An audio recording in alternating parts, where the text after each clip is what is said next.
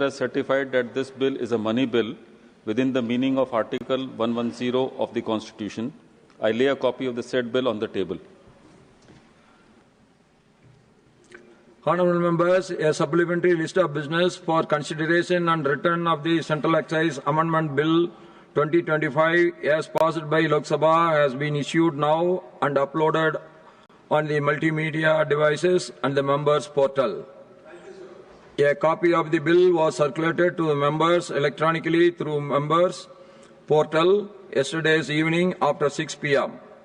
Members who decide to submit notices of amendments to the said bill may do so now electronically through the e-notices portal latest by 12 noon. Notices so received will be processed for being admitted subject to fulfillment of all requisite procedural formalities and the conditions of admissibility stipulated under Rule 96 of the Rules of Procedure and Contract of Business in the Council of States, Rajya Sabha. Notices received after 12 noon will, however, not be processed. Reports of the Department-related Parliamentary Standing Committee on Personnel, Public Grievances, Law and Justice. Shri Brijlal Verma ji. Thank you, Chairman, sir. Brijlal ji. I rise to present a copy each in English and Hindi of the following report of Department-related Parliamentary Standing Committee on Personnel, Public Grievances, Law and Justice. Number 1. 155th Report of Action taken on 149th Reports of the Committee on Demand for Grant 2025-26 pertaining to the Legislative Department, Ministry of Law and Justice. Number 2. 156th Report on Action taken on 147th Report of the Committee on Demand for Grants 2025-26 pertaining to the Department of Justice, Ministry of Law and Justice. Yes, sir. Yes, sir. Number 3. 157th Report on Action taken on 146th Report of the Committee on Demand for Grant 2025-26 pertaining to the Department of Administrative Reforms and Public Grievances and Pension and Pensioners' Welfare, Ministry of Personnel, Public Grievances and Pension. 4th. 154th Report on Action taken on 148th Report of the Committee on Demand for Grant 2025-26 pertaining to the Department of Legal Affairs, Ministry of Law and Justice. And 5th.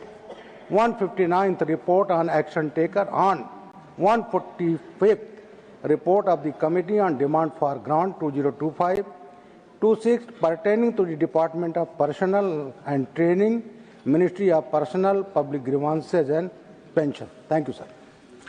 Reports of the Department-related Parliamentary Standing Committee on Consumer Affairs, Food and Public Distribution. Srimati Ranjit Ranjan ji. To lay a copy each of the 11th and 12th reports in English and Hindi version of the Standing Committee on Consumer Affairs, Food and Public Distribution are listed against my name is today's list of business. Thank you. I have to inform members that the Business Advisory Committee in its meeting held on the 3rd of December 2025 has allotted time for government, legislative and other business as follows. Item number 1, consideration and return of the Health Securities National Security Cess Bill 2025 after it is considered and passed by Lok Sabha, 4 hours, time allotted. Discussion on the 150th anniversary of the national song Vande Mataram, time allotted 10 hours. Discussion on electoral reforms, time allotted 10 hours. The committee also recommended that whenever the discussions on the 150th anniversary of the national song Vande Mataram and electoral reforms will be taken up in the House, the lunch hour may be skipped and the House may also sit late to enable wider participation of members.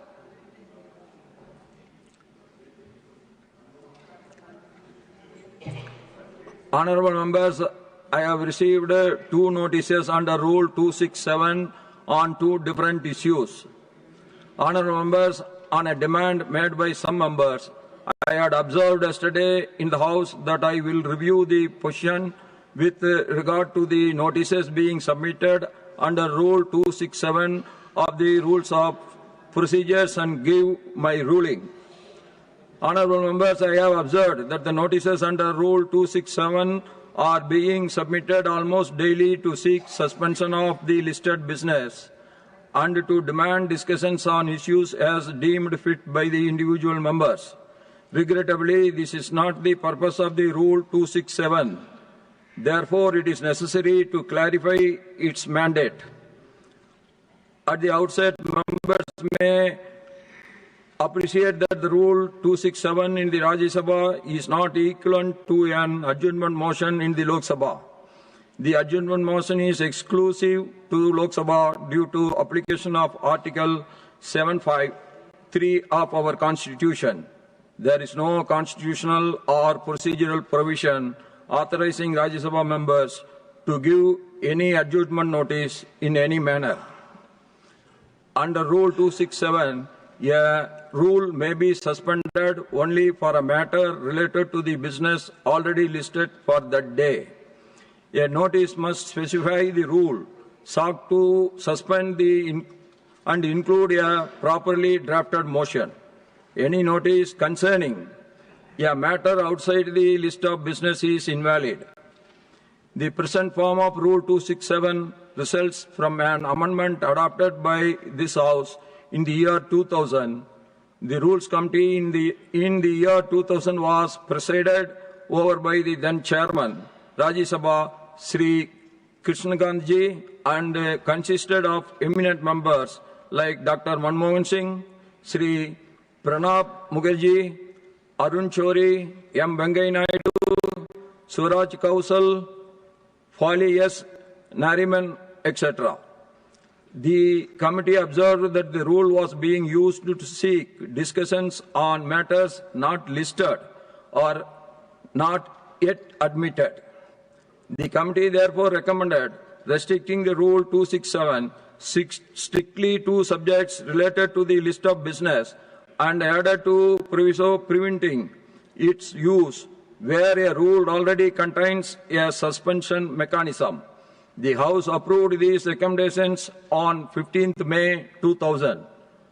Honorable members, it is pertinent to note that between 1988 to 2000, discussions under Rule 267 were held only 3 times, and on just 2 of those occasions was the rule invoked strictly as prescribed.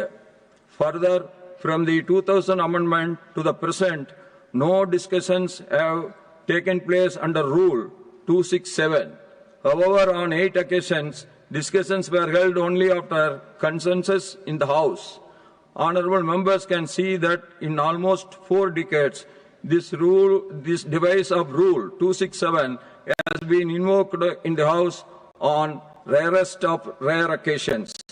After the amendment, Rule 267 enables suspensions of a rule only to take up matters already listed for the day and not to introduce any unrelated subjects. A valid notice under Rule 267 must specify the rule to the suspended, relate to an item in the day's list of business, provide the grounds for invoking Rule 267, not seeking suspension of business where a rule already allows suspension, contains a motion drawn in proper form.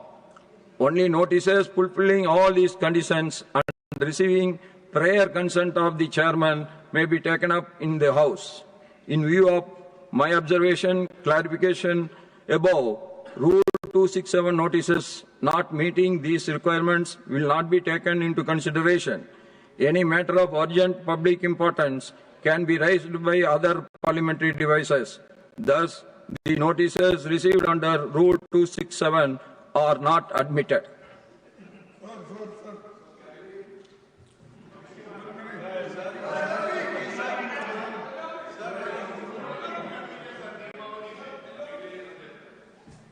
Our Leader of Opposition. Sir, thank you very much. Why we are giving notices under Rule 267? That is because we have no chance of getting short duration. Then we are not going to get even questions, short notice questions. We are not getting opportunity to discuss important things immediately when we raise and request you. And government is avoiding important issues to be discussed here, then always people resort for this 267 because adjournment motion is in lower house. But in upper house there is no provision for adjournment. It is the only opportunity 267. That weapon also if you take away. I am not taking. No, It has you are- been taken already. No, not taken. Means you are indicating that this issue cannot, this rule cannot be often invoked. That is the intention.